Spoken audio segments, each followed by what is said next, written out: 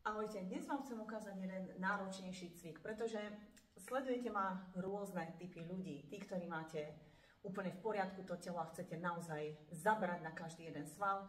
Potom sú tam tí, ktorí už začínajú mať nejaké problémy a potom naozaj je tam aj skupina, ktorá už tie problémy veľké má a je veľmi rada, keď vám dávam cviky, ktoré vám napríklad pomáhajú proti bolestiam krížov a krku. Takže tento cvik je naozaj pre tých, ktorí sú na tom veľmi dobre, čo sa týka fyzickej stránky. No a čo vlastne robí? Posilňuje zadné strany stehien, celý chrbát a zadok, dokonca aj lítka. Takže dajte mi vedieť, či ho zvládnete. Nedokážem ho ani ja cvičiť veľmi veľa, ale stačí niekedy 5-6 opakovaní a už mám aj ja dosť. Takže oprieme sa dozadu o podložku, o dlane.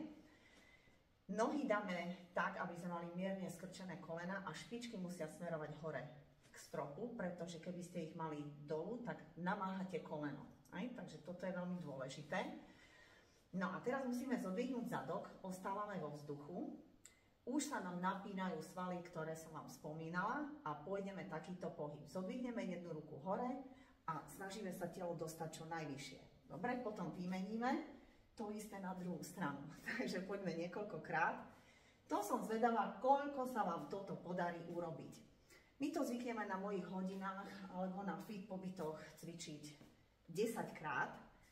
Takže aj neviem, koľko som už urobila, možno 7, 8 a tak ideme 9, 10. Skúste mi napísať, či sa vám to podarilo. Tento cvik je naozaj skvelý proti celulitíde a celkové na také posilnenie v podstate každého jedného svalu na vašom tele.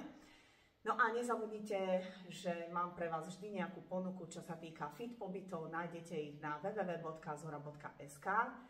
A takisto, pokiaľ ste ešte nenašli ten svoj obľúbený kolagén, je tu jeden, ktorý je vynikajúcej chuti, bez chémie, bez cukru samozrejme, ale so sladinom, od ktorého sa nepriberá. A ten nájdete takisto v mojom e-shope na www.zora.sk. Ostaňme zdraví.